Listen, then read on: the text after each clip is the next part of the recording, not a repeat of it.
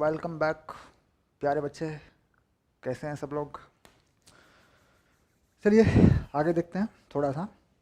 तो हमने संपर्क कोण बनाया और संपर्क कोण के कारण बनने वाली आकृतियों को समझा। और यहाँ पर हमने दो बलों की बात भी की थी, असंजक बल, ससंजक बल। ठीक। और हमने ये भी जान लिया कि भाई ये आकृति क्यों बनती हैं। तीन तरह के संपर्क बल या पृष्ठ तनाव परिभाषित किए जाते हैं, उसके हिसाब से फिर ये बल जो है सेटिंग कर लेते हैं। और ये ज़्यादा दिमाग लगाने की बात इसमें मुझे कहीं नज़र आई नहीं है। बस एक छोटा सा कॉन्सेप्ट है, छोटा सा तरीका है, आइडियोलॉजी, अनुमान लगाने से काम चल जाता है। अध्याय का आधार है पृष्ठीय ऊर्जा, पृष्ठ तनाव, एकांक क्षेत्रफल की पृष्ठीय ऊर्जा।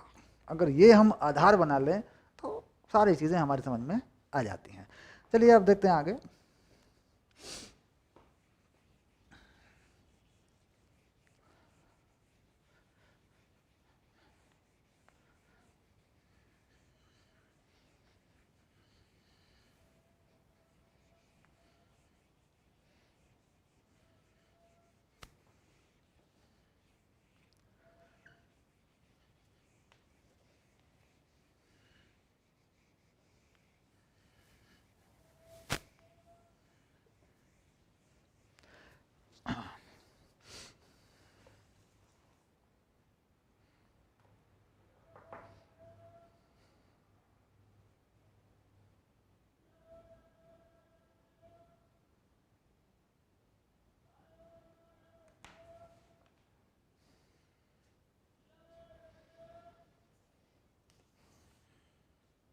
बस रुको रुको, थोड़ा रुको तो सही।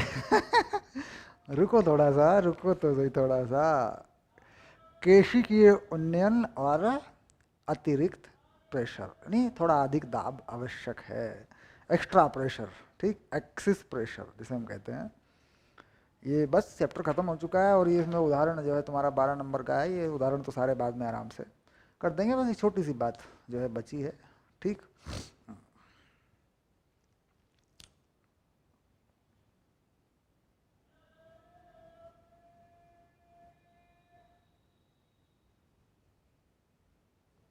सिंपल। अब यहाँ पर बात आ गई बूंद तथा बुलबुले। देखिए एनसीईआरटी में ये है 10-7-4 नंबर लिख दूँ मैं इसका।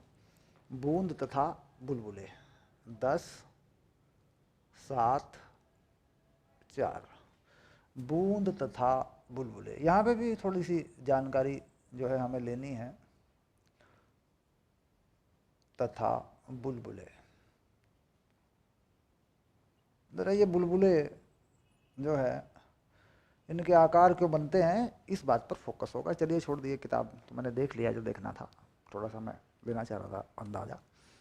अब मान लीजिए हम एक पानी की या द्रव की बूंद बनाना चाहते हैं, तो उसके लिए सबसे पहले अपन क्या करते हैं, इस बूंद को बनाने के लिए हम जाते हैं फ्री स्पेस में या हम जाते हैं वायु में। तो देखिए वायु का संपर्क, फ्री स्पेस का संपर्क करें, इसमें कोई ज़्यादा फर्क नहीं है, क्योंकि वायु के जो अणु हैं या वायु में जो अणुओं की गति है उनकी कोई बहुत ज़्यादा पकड़ नहीं है पानी के अणुओं पे। तो पानी लगभग मुक्त अवस्था जैसा ही व्यवहार करता है।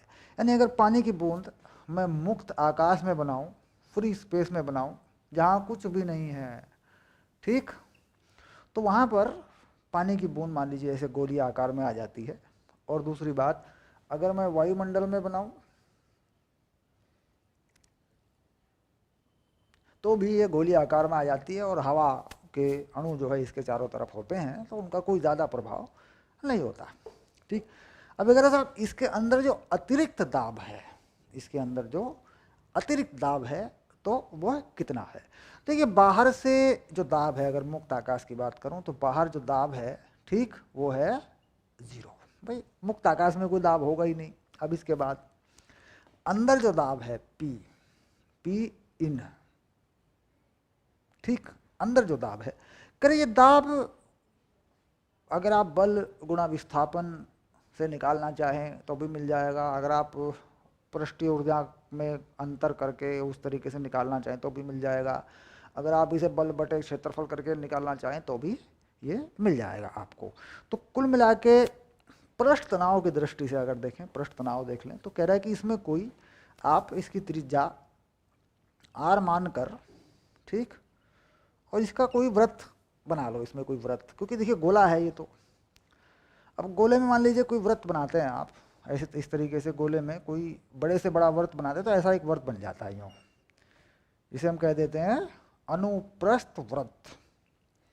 तो वृत्त का क्षेत्रफल क्या होता है? कह रहा जी वृत्त का क्षेत्रफल पी इन माइनस पी जो बाहर का है, इस बाहर वाले को ना हम पी आउट लिखते हैं ऐसे, ये जीरो है यहाँ पे, पी आउट, ये हो गया दाबांतर।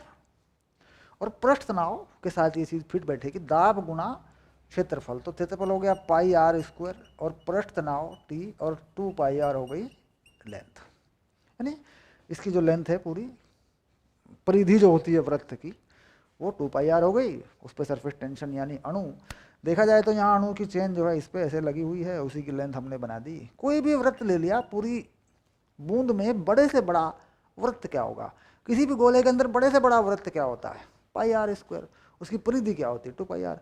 तो पृष्ठ तनाव के साथ क्या लगा दिया, परिधि लगा दी, और वृत्त का क्षेत्रफल जिस पर दाब पड़ रहा है, पृष्ठ तनाव बल लगा रहा है, वो पाई आर स्क्वायर लगा दिया। तो कुल मिला के जो पी आउट है, ठीक, ये यहाँ पे जीरो है क्योंकि यहाँ पे तो मुक्त आकाश है, तो पी इन जो है ये आ गया हमारे पास 2t बाई आर, बस ये आ गया मुक्त आकाश में। अब अगर मैं यहाँ बात करूँ वायुमंडल में, तो यहाँ कह रहा साहब यहाँ P वायुमंडल है, बाहर जो दाब है वह P वायुमंडल है और अंदर जो दाब है वह P इन है। तो फिर वही चीज़ करेंगे भाई, दाब जो है आकृति बनानी है, दाब लगा हुआ है, अगर वायुमंडल दाब बढ़ जाए तो बूंद तो खत्म हो जाएगी, अणुओं में टूट जाएगी, अणुओं के बीच में आकर्षण बल लगे हैं, पृष्ठ तनाव है, तो अंदर का दाब तो ज़्यादा चाहिए। फिर वही कहानी हो गई, P in minus P out, यानी P in minus P out, और ये फिर वही हो जाएगा जो कहता हूँ मामला, ये तो इतना ही रहना है भाई, पाई आर स्क्वायर इसका क्षेत्रफल ही होना है, 2 पाई आर इसकी लेंथ होनी है, तो ये हो गया 2t बटे आर। ठीक, कह रहा यहाँ पे जो सरफेस टेंशन तुमने लगाई है वो कौन सी है? कह रहा जी यहाँ पे जो सरफेस टेंशन है ये है लिक्विड एयर वाली, यानी हवा है और पानी है, लिक्विड एयर वाली है।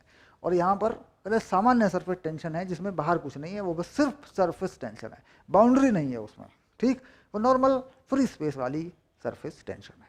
ठीक, तो कह रहा जी ये एयर वाली या लिक्विड वाली इसमें कोई ज़्यादा भेद है? या कोई भेद नहीं है, लगभग बराबर ही है, हवा में भी लगभग और फ्री स्पेस में भी वो एक जैसा ही व्यवहार करती है। प्रेशर का अंतर जो है यहाँ ये रहेगा क्योंकि यहाँ पे वायुमंडल दाब है। अगर मैं इसे निकालना चाहूँ कि अंदर का प्रेशर कितना है, तो यहाँ पे देखिए अंदर का प्रेशर आ गया मेरे पास, यहाँ पे अंदर का प्रेशर कितना आएगा, तो ये अंदर का प्रेशर मैं यहाँ से निकालूँ तो यहाँ अंदर का प्रेशर यहाँ लिख देता हूँ, देखो पी इन पी वायु प्लस 2TLA बटे आर, यानी पृष्ठ तनाव बटे त्रिज्या 2, ये तो ये प्रेशर देखो ज़्यादा है, बहुत ज़्यादा है। वायुमंडल है तो वायुमंडल का प्रेशर बाहर से पड़ रहा है, बाहर से पड़ने वाला प्रेशर क्या कर रहा है, दबा रहा है इसको, हवा के अणु इसको दबा रहे हैं चारों तरफ से ऐसे यूँ। ठीक है, इधर से भी बना देते हैं लोग।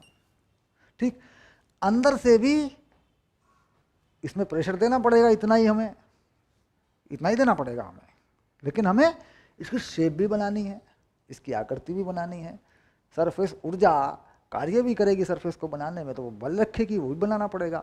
तो अंदर से लगा हुआ प्रेशर इस पे ये है पी इन, यहाँ से हटा लो, ये पी इन है, इसका मतलब है कि पी इन ज़्यादा होगा।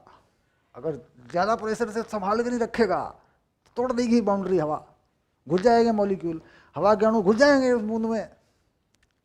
तो जब हवा के अणुओं को बूंद घुसने से रोक लेती है तभी वह बूंद बनती है। हम कहते हैं पानी की इतनी बड़ी बूंद हो सकती है, पानी की इतनी बड़ी बूंद नहीं हो सकती क्योंकि हवा के मॉलिक्यूल उसमें घुस जाएंगे, छोटी छोटी छोटी बूंदें बनेंगी। तो कि कब तक टूटती रहेगी बूंद बूंदों में, यानी कब तक छोटी बूंद परिभाषित हो जाएगी। कह रहे जब ये समीकरण काम करेगा तब होगी। पानी की बूंद कितनी बड़ी हो सकती है इसका अंदाजा है, लगा लो। पानी का सरफेस टेंशन लगा दो, त्रिज्या पता आ जाएगी, ये प्रेशर लगा लो, दोनों पता चल जाएगा पानी की बूंद कितनी बड़ी हो सकती है, कहाँ तक हो सकती है, सब बता देगा आपको। तो दैट इज कि ये उस चीज़ को निर्धारित करेगा कि कितना प्रेशर ये मेंटेन कर सकता है। ठीक, चलिए अब आया बुलबुले। तो ये तो बूंद हो गई दोनों, ये तो बूंद हैं, पानी की बूंद है ये दोनों। ठीक, ये है बूंद पानी की मान लो या किसी और द्रव्य की मान लो, ये भी बूंद के लिए ही था। ठीक, अब आते हैं बुलबुले के लिए। तो पानी की बूंद में अतिरिक्त प्रेशर क्या है, पानी की बूंद में या किसी द्रव्य की बूंद में अतिरिक्त प्रेशर क्या है, ये है 2T/R होता है। पूछते हैं, सवाल आता है इस पर, 2T/R होता है, इसको याद रखना। और अगर टोटल प्रेशर मांगता है तो बाहर का प्रेशर इसमें जोड़ना पड़ता है। ठीक, चलिए देखते हैं, थोड़ा सा बुलबुले के बारे में बात करेंगे।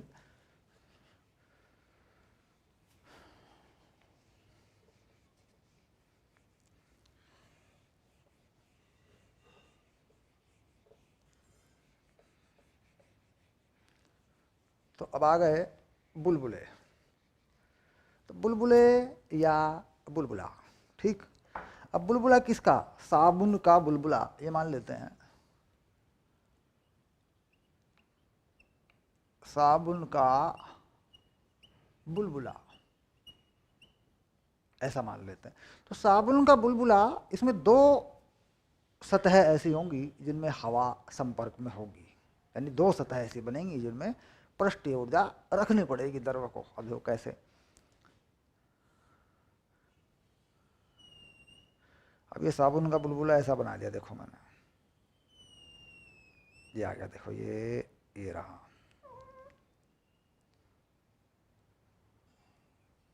ऐसे, तो ये बीच में देखो बाहर क्या है, बाहर वायु है, और इसके अंदर क्या है, अंदर भी वायु है। ठीक, और अंदर से लगने वाला प्रेशर पी इन है, और बाहर से लगने वाला प्रेशर पी आउट है। ठीक, जो कि वायुमंडल के बराबर हो सकता है, वायुमंडल से कम भी हो सकता है, वायुमंडल से ज़्यादा भी हो सकता है, वो देखना पड़ेगा कि क्या है ये बाहर वाला प्रेशर। अब P in minus P out, तो P in minus P out, और वही कोई क्षेत्रफल लेंगे, किसी सर्कल पे, वृत्त पे लगा देंगे, πr², ये आ गया। ठीक, सरफेस टेंशन कहता जी दो सतह हैं, एक अगर कोई वृत्त माने अंदर का, एक माने बाहर का, दो सतह है, एक अंदर भी है वायु के संपर्क में और एक बाहर भी है। तो कुल मिला के त्रिज्या लगभग वही है, त्रिज्या लगभग वही है, क्योंकि बहुत ही पतली ये फिल्म होती है, बहुत पतली परत होती है। ये जो परत की मोटाई मैं दिखा रहा हूँ, ये लगभग ना के बराबर है। ठीक, तो कुल मिला के ये हो गया T इंटू 4πr। 4πr क्यों लगा दिया समझ गए होंगे। एक लंबाई कितनी है वृत्त के अंदर वाले की, 2πr, बाहर वाली बाउंड्री कितनी है, वो भी 2πr है, तो 4πr पे लगेगा पृष्ठ तनाव, क्योंकि अंदर के मॉलिक्यूल भी और बाहर के मॉलिक्यूल भी, सबको पृष्ठीय ऊर्जा चाहिए। ये आ गया, हटा लो। तो कुल मिला के यहाँ पी इन पी आउट, देखो दो गुना है, डबल आ गया, ये आ गया 4T/R, ये आ गया, देखो डेल्टा पी यानी अतिरिक्त प्रेशर 4T/R आ गया। ये क्या है, ये टी, ये वही है लिक्विड एयर वाला पृष्ठ तनाव है, द्रव और हवा वाला पृष्ठ तनाव है। सिर्फ टी लिख सकते हैं, कोई बड़ी चीज़ नहीं, सिर्फ टी लिख दो, पृष्ठ तनाव को टी लिख सकते हैं। ठीक, एनसीईआरटी में इसको ऐसे भी लिख देते हैं, टी इक्वल टू ऐसे ऐसे, टी या एस, ये पृष्ठ तनाव ये वाला है। अब बात करते हैं साहब बाहर के प्रेशर की पहचान कैसे करें, मतलब बाहर के प्रेशर की पहचान कैसे करें, ये देखना है। जो बाहर का प्रेशर है उसकी पहचान कैसे करें।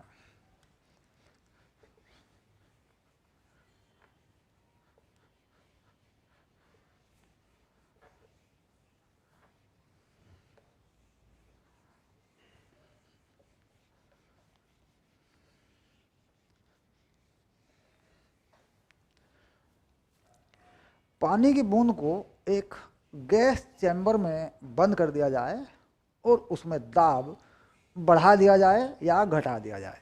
ठीक, देखिए बिल्कुल उदाहरण से लेंगे इस चीज़ को, क्योंकि ये क्या है कि समझ लिया जाए एक बार। तो पानी की बूंद को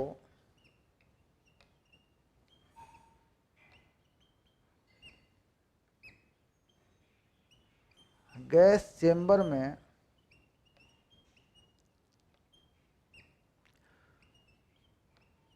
बंद कर दिया जाए एवं गैस का दाब बढ़ा दिया जाए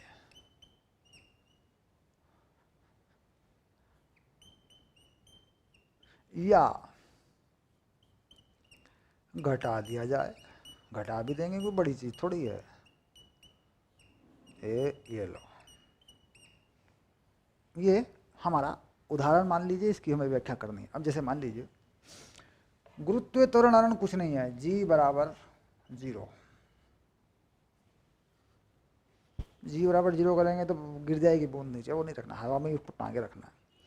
उसके बाद एक गैस चैम्बर बना लेते हैं ऐसे, और ये लिख लेते हैं कि भाई इसमें गैस भरी है। कोई भी गैस जो पानी से अभिक्रिया ना करती हो, पानी से अभिक्रिया ना करे, कोई भी गैस। ठीक, और इसमें एक पिस्टन लगा देते हैं यहाँ पर।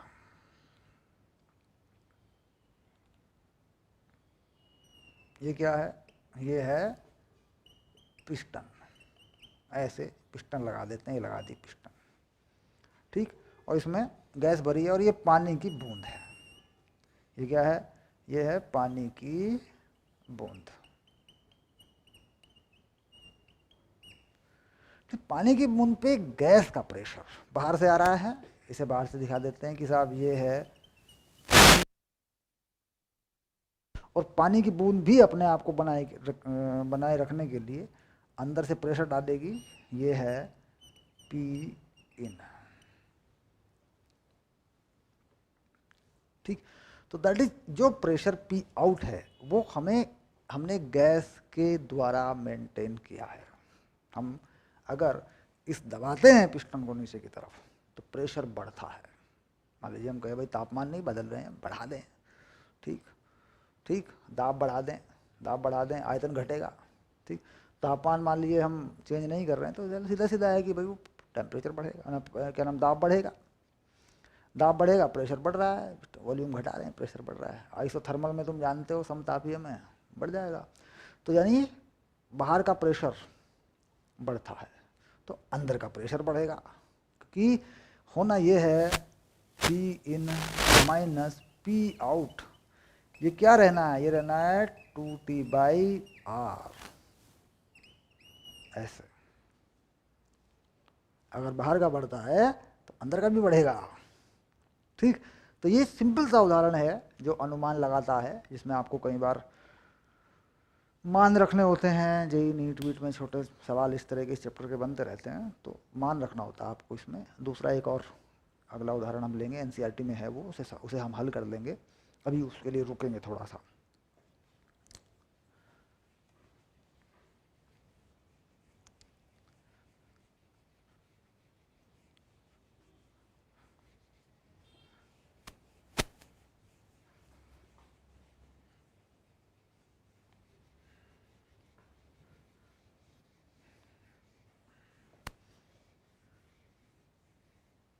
अब दूसरी चीज़ आती है, बूंद तथा बुलबुलों में कितना दाब होता है वो पता लग गया। अब आता है दूसरी चीज़, इंपॉर्टेंट चीज़ आ गई। देखो ये केशिकीय उन्नयन या अपनयन, दोनों बातें हैं। केशिकीय उन्नयन भी है और केशिकीय अपनयन भी। इसको हमें थोड़ा सा समझना है, एक लाइन की बात है और कुछ नहीं है। ये फॉर्मूला मोस्ट इंपॉर्टेंट है, 10-7-5। 10-7-5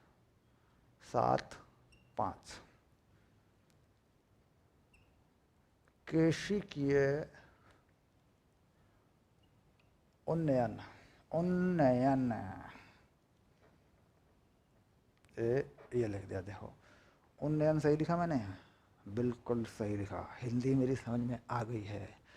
हिंदी में मैं बहुत मर के पास होता था मैं यार, बड़ा दिक्कत होती, हिंदी में पास नहीं होता था मैं। 12वीं में मैं पेपरों से पहले फेल हो गया बोर्ड के, 1 महीना पहले, सपने में, मतलब सपने में सपना आ गया कि मैं हिंदी में फेल हो गया। भाई साहब मैंने पूरे महीने हिंदी ही पढ़ी है फिर, क्योंकि फिजिक्स केमिस्ट्री मैथ तो मैंने निपटा लिया था सारा। खैर, केशी की, अब केशी की सही है ना? हाँ केशी, केशी ओके पक्का। केशी की है उन्नयन, इसे कहते हैं कैपलरी राइज, कैपलरी राइज। ठीक, उल्टा भी होता है, केशी की अपनयन भी होता है। ठीक, capillary rise, capillary down, rise up and rise, up and down, है ना? ड्रॉप बोल देते हैं, ड्रॉप, राइज एंड ड्रॉप। ठीक हो गया।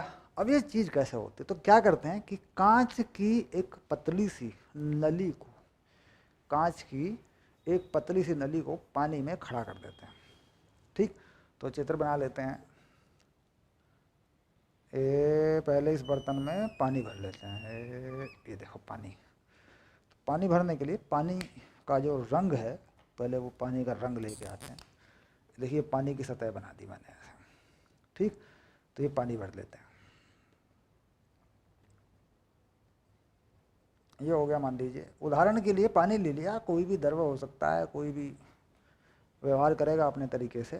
तो इसको बस क्या लिख दिया कि साहब ये जो है हमने लिया पानी, या द्रव ले लिया, इससे कोई मतलब नहीं, कोई भी द्रव ले लो। ठीक, पानी ले लो, द्रव ले लो, कोई मैटर नहीं करता। ठीक है, हाँ परीक्षा में आएगा तो द्रव लिख देना, कोई बड़ी चीज़ नहीं है। अब इसके बाद इसमें एक कांच की ट्यूब खड़ी करो। ठीक, कांच की ट्यूब खड़ी करने की सोच रहा हूँ मैं। देखो अब कर दूंगा खड़ी में। ये रही कांच की ट्यूब।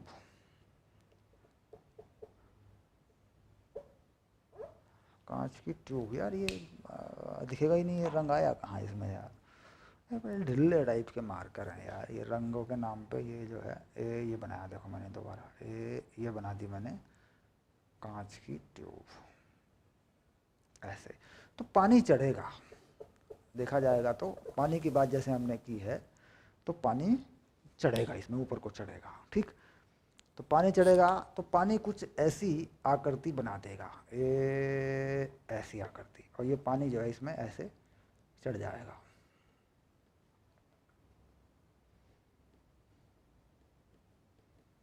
ये चढ़ गया पानी, और ये जो कितनी ऊंचाई तक चढ़ेगा, इस ऊंचाई को बना देंगे हम h ऐसे।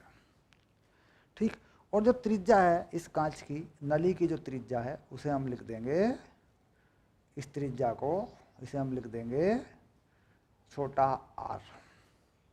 ठीक, और जो यहाँ ये वृत्त बनता है, ये गोला, जो गोलीय शेप लेता है, इसकी त्रिज्या को हम लिख देंगे बड़ा R ऐसे। ठीक, यानी जो गोले की शेप है, अब जरा समझ लें इसको। मान लीजिए ये गोला बन गया, देखो ऐसे। ठीक, इस गोले की त्रिज्या क्या है? इस गोले की त्रिज्या बना देंगे R ऐसे, जो बना दिया, मान लो ये R बना दिया मैंने। ठीक, और ये जो यहाँ पर तुम्हारा कांच की ट्यूब है, ये रही कांच की ट्यूब, इस कांच की ट्यूब की त्रिज्या को बना देंगे छोटे वाला R। ये जो है ये छोटे वाला R है, देखो ऐसे। ठीक, समझ में आ गई होगी बात, क्योंकि ये यहाँ से नीचे नीचे देखो, यहाँ से नीचे नीचे ये जो चीज़ है, ये जो है ये सब क्या है? ये सब जो है ये पानी है, ये सब पानी भरा हुआ है इसमें। देखो ये सब पानी है, देखो पानी की सतह दिख रही है ये वाली, तो ये पानी है, देखो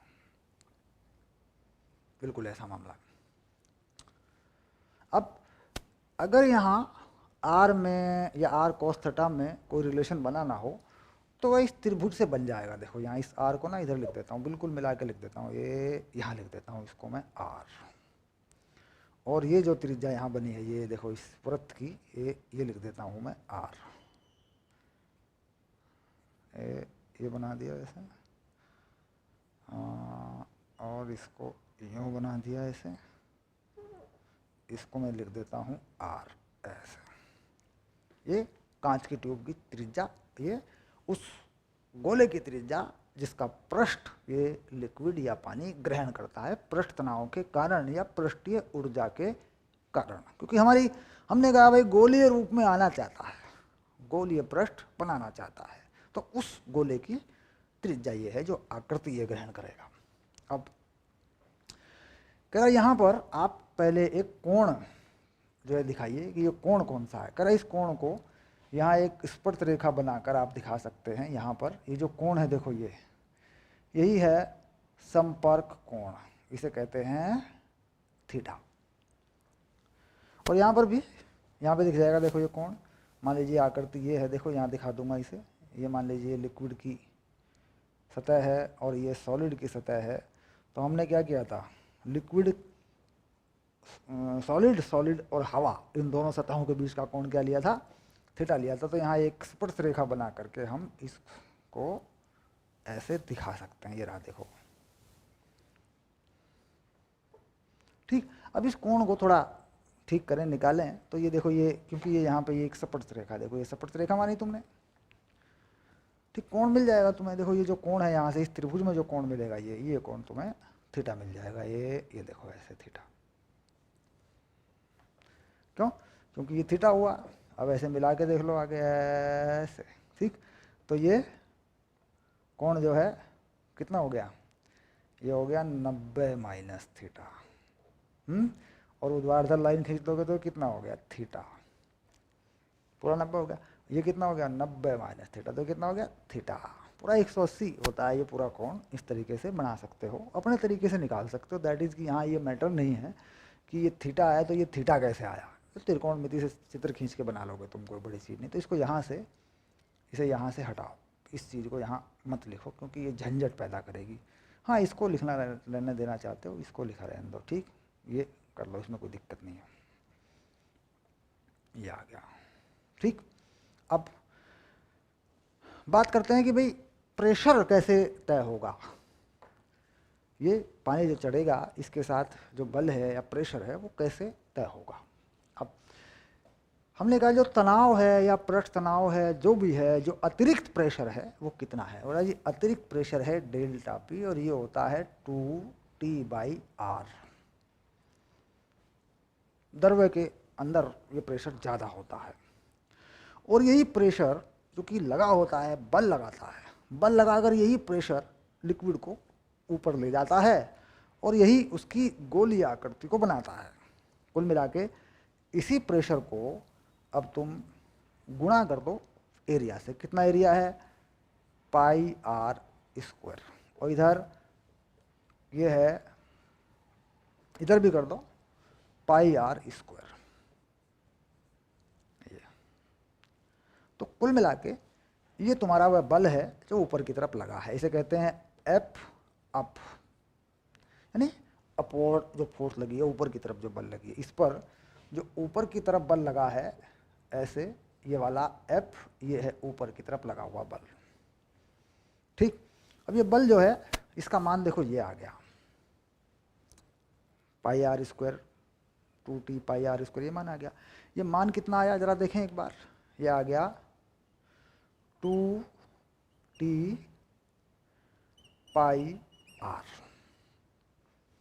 ये इसकी वैल्यू आ गई, ठीक।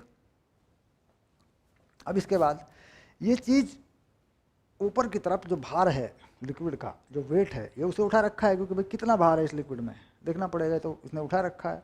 अब ये जो आर तुमने लगा रखा है यहाँ देखो, ये बड़ा आर लगेगा, इसमें गलती हो जाएगी, ये गलती मत करना, ये रहा। ये त्रिज्या किसकी है, कांच की ट्यूब की। और यहाँ कौन सी त्रिज्या लगती है, गोले वाली, ठीक। तो कुल मिला के समझ में आ गया मामला है। तो πr², 2 है ना, और नीचे r, ये आ गया देखो, सिंपल, ये बल बन गया। अब ये बल उस भार के बराबर होगा जो इसने उठाया हुआ है। अब उठाया हुआ भार क्या है, लिक्विड का जो भार है यहाँ से यहाँ तक h ऊंचाई में, वह कितना है, ठीक। तो इसे यहाँ से हटा लो, देखो ये तो लिख दिया, इसे हटा लो यहाँ से, ये देखो इसे हटा रहे। तो कुल मिला के जो बल लगा पृष्ठ तनाव के कारण ऊपर को, वह लगा 2T/R²/R, और ये बल बन गया mg के बराबर। mg यानी h ऊंचाई में द्रव का भार या h ऊंचाई में उसका वेट।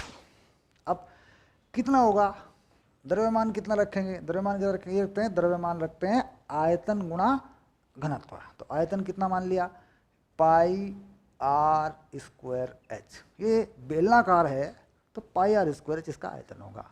घनत्व इसका रो मान लेते हैं, ये जी हो गया ऐसे। ठीक, अब देखो, अब ये पाई आर स्क्वायर है तुम्हारा, ये तो गया, यहाँ से सीधा जाएगा ये। ठीक, अब ये सीधा यहाँ से कट जाएगा, देखो। ठीक, तो h कितना आ गया, h आ गया 2t by R row G, R row G. ठीक, अब इस r में और छोटे r में संबंध है, अभी बनाया था हमने कॉस थीटा। यहाँ पर जो संबंध है वह क्या है, कॉस थीटा। क्योंकि हमने देखो, फिर बना देता हूँ एक बार, ऐसे हमने यहाँ r बनाया था, यहाँ छोटा r बनाया था, ये थीटा आया था। तो बताओ कॉस थीटा कितना होगा, कॉस थीटा होगा r बटे r। तो r जो है कितना होगा, r बटे कॉस थीटा, ये हो गया। देखो, तो ये वैल्यू अलग सकती है इस r की जगह पर। तो कितना हो गया, कितनी ऊंचाई आ गई, 2t कॉस थीटा ऊपर चला जाएगा, ये हो गई r रो जी। तो ये जो सूत्र है ये किसकी त्रिज्या के पदों में है, कांच की ट्यूब की त्रिज्या के पदों में है। और ये जो सूत्र है ये किस त्रिज्या के पदों में है, कह रहा वो जो बनती है, जो गोलीय सतह बनती है सरफेस या पृष्ठ तनाव के कारण द्रव की, ये उसकी त्रिज्या के पदों में है। गोलीय सतह की त्रिज्या जो यहाँ तय होती है, ये वाली, इसकी जो त्रिज्या होती है ये उसके पदों में है। और इसकी जो ट्यूब की जो त्रिज्या है ये उसके पदों में है। और व्हाट इज थीटा, कह रहा जी थीटा जो है ये संपर्क कोण है, संपर्क कोण है। ठीक, कौन सा संपर्क कोण है, कह रहा ये थीटा सरफेस टेंशन या टी लिक्विड एयर की वजह से है। संपर्क कोण किसकी वजह से बना हुआ है, लिक्विड और एयर की वजह से बना हुआ है, क्योंकि ये द्रव और ये हवा वही बना रहे हैं। देखो, ये तो द्रव और हवा में ही बना हुआ पृष्ठ है, ये देखो हवा और द्रव के बीच है। ठीक, ये कौन है, तो टी एल ए नहीं लिखा, सीधे सीधे टी लिख दिया और कोई झंझट नहीं पाला, पृष्ठ तनाव को सीधे टी लिख दिया। एनसीईआरटी में यहाँ एस लिखा हुआ है, अगर बुक में देखेंगे तो टी को एस लिख देते हैं और कोई फर्क नहीं है।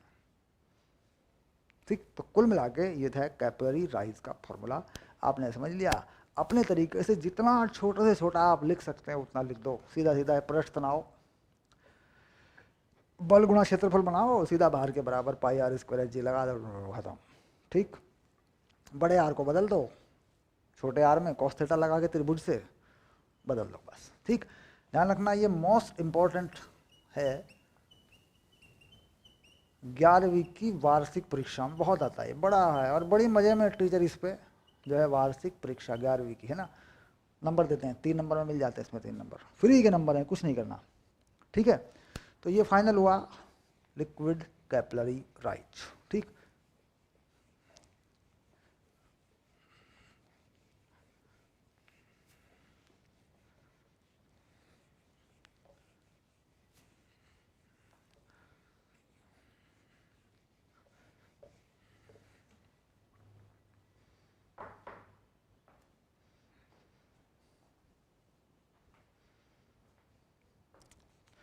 अब एक छोटी सी चीज़ है, इसमें कुछ आता वाता नहीं है, इसके बारे में टेंशन मत लेना इसकी ज़्यादा। ये है 10-7-6, 10-7-6, इसे बोलते हैं अपमार्जक। अपमार्जक को बोलते हैं डिटर्जेंट तथा पृष्ठ तनाव, यानी कपड़े धोने के साबुन वाबुन जो होते हैं उनकी बात हो रही है। ठीक, इसमें क्या है, मैल के अणुओं को छुड़ा देना, मैल के अणुओं को छुड़ा देना। यानी अपमार्जक क्या करता है, पानी के साथ मिलके एक ऐसा विलयन बना लेता है कि जिससे वो कपड़े को पकड़े, तो कपड़े को पकड़ता है तो जो मैल का अणु है वो जो है छोड़ देता है, कपड़े को घुस जाता है उसके नीचे। अब देखो कैसे बता देता हूं मैं। मान लीजिए ये मैल है, मैल अणु, ठीक, और ये मैल अणु इस कपड़े पे चिपका हुआ है। ये क्या है? ये है कपड़ा, ठीक, और ये है अपमार्जक प्लस पानी का अणु। बहुत मोटा मोटा समझा दूंगा, 1 सेकंड में कोई खास फर्क नहीं पड़ता। ये देखिए, ये वाली चीज है। अब ये अणु मान लीजिए इस मैल को हटा देना चाहते हैं। ये जो अणु हैं अपमार्जक और पानी के अणु, ये इस मैल को इससे हटा देना चाहते हैं। तो ये कैसे हो सकता है? ये अणु जो है चिपके ऐसे ऐसे घुसते जाएं घुसते जाएं घुसते जाएं घुसते जाएं और इसे उठा लें। तो कुल मिला के इस बाउंड्री को ये उठा लें। ये देखो, ये चिपक गए, देखो चारों तरफ। अपमार्जक के अणु मैल पे चिपक गए, लो ऐसे। तो अपमार्जक के अणु मैल पे चिपक गए, मैला अलग हो गया। उधर अपमार्जक के अणु यहाँ कपड़े के साथ भी आ गए ऐसे, ठीक। लेकिन अपमार्जक के अणु कपड़े पे चिपकते नहीं है, कपड़े से संपर्क नहीं करते, नहीं तो कपड़ा धो ही नहीं पाएंगे हम, कपड़ा में मैल भर जाएगा, न सॉरी अपमार्जक भर जाएगा, साबुन भर जाएगा। तो अपमार्जक के अणु कपड़े को हल्का पकड़ते हैं, पानी में डालने पर, धो देने पर वो धुल जाते हैं, लेकिन मैल को कस के पकड़ते हैं, ठीक। तो अब यहाँ बेसिक फैक्ट क्या है कि भाई ऐसा क्यों हुआ? पृष्ठ तनाव की दृष्टि से हम अगर सोचें तो चिपकने की प्रवृत्ति कब है? मैल के अणु और अपमार्जक और के सॉल्यूशन के या विलयन के अणु चिपकते हैं। ये बात कब आई थी? ये बात आई थी, हमने एक चीज पढ़ी थी, एस लिक्विड SL, ठीक, से छोटा हो T लिक्विड एयर बाउंड्री, ये हमने पढ़ा था, ठीक। तो ये क्या है भाई? ये पृष्ठ तनाव घट जाए इस पर फैल जाता है पानी, ठीक। यानी अपमार्जक के अणुओं का जो पृष्ठ तनाव है वह कम है मैल के अणु के साथ। तो यानी लिख देते हैं सीधे सीधे इसको, T अपमार्जक और विलयन, अपमार्जक विलयन या अपमार्जक और मैल, ऐसा लिख देता हूं ना, अपमार्जक और मैल इससे बड़ा है, ये कम है, तभी तो इस पर फैलेगा, पृष्ठीय ऊर्जा इसमें कम खर्च होगी। तो ये कम है किससे? अपमार्जक और कपड़ा, ये लो, ठीक, इसे फैल जाएगा। तो कुल मिला के दैट इज ये बेसिक पृष्ठ तनाव के पदों में भी इसको बता सकते हैं, कोई बड़ी चीज नहीं है।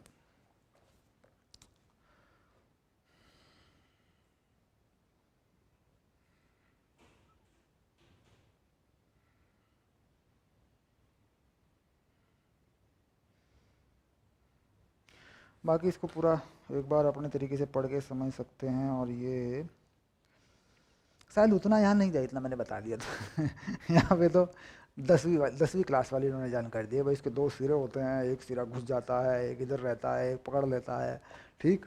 यानी उस अपमार्जक के जो अणु है उसके 2 सिरे होते हैं ऐसे, अपमार्जक के अणु के 2 सिरे होते हैं साहब, एक सिरा चिपक जाता है ऐसे और एक सिरा इधर रहता है यूँ यूँ ऐसे, ये चिपक जाता है, उठ जाता है ये लेके। तो वो भी फिलॉसफी है इसके पीछे, दैट इज अटैचमेंट, वो भी सरफेस टेंशन की वजह से ही है, उसका बेसिक भी यही है, चिपकता ऐसे ही है, ठीक। बाकी पढ़ के देख लेना एक बार अगर तुम्हें इसमें कुछ रुचि हो तो। हम लोग अगली क्लास में दैट इज इसके पहले उदाहरण करेंगे सारे देख के, कौन से हमने कर दिए वो तो कर दिए, जो नहीं किए वो करेंगे पहले, उसके बाद इसका NCERT सोल्यूशन करेंगे। अगली क्लास में हम पहले उदाहरण सॉल्व करेंगे, उसके बाद NCERT के सोल्यूशन पे चले जाएंगे। Okay, bye.